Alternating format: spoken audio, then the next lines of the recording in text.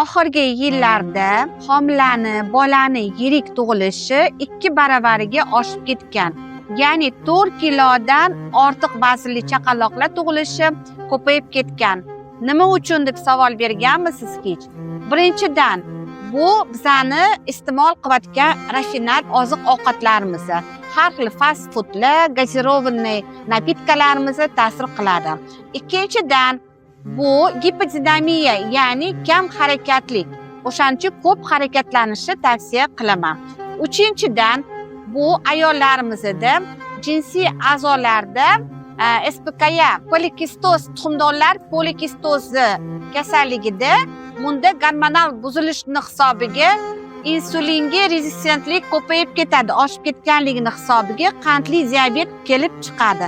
Shuni hisobiga onada ham to'lalik hamda bolani ham vazndan oshib ketishi kuzatiladi. Va oxirgisi, 4-inchisi, bu genetik jihatdan ham bo'lishi mumkin. Shuning uchun homilador ayollar, sizlardan iltimos, yeyotgan ovqatingizga e'tibor beringlar hamda gimnastika qilinglar va harakatinglarni ko'paytiringlar.